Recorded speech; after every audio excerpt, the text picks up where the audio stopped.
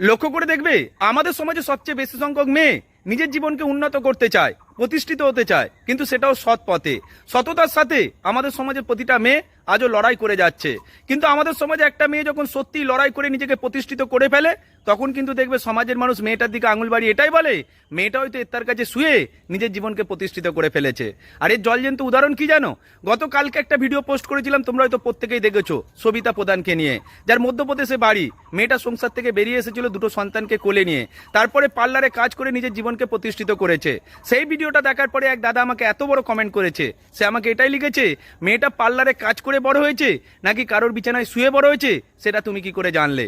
দেখো, এই কমেন্টটা থেকে এটা প্রমাণ হয়ে যাচ্ছে আমাদের সমাজে, পুরুষতান্ত্রিক সমাজে, পুরুষ মানুষ শুধুমাত্র মেয়েদের চরিত্র নিয়ে আলোচনা করতে ভালো পারে।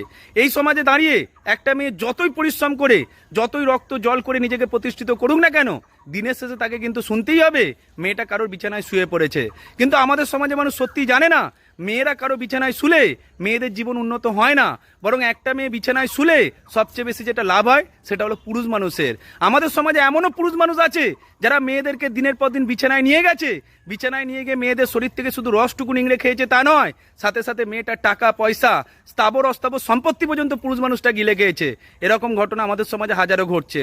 সুতরাং একটা বাস্তব সত্যি শুনে রাখো, কারোর বিছানায় শুয়ে মেয়েদের প্রফিট কম হয়, বরং মেয়েদেরকে বিছানায় নিয়ে গিয়ে পুরুষ মানুষ নিজের ফায়দাটা সবসময় ওঠায়। সুতরাং কোনো একটা মেয়েকে অসতী বলার আগে পুরুষ মানুষের 7বার ভাবা উচিত, কারণ মেয়েরা চরিত্রহীন হয়ে যায় পুরুষ মানুষের কারণে।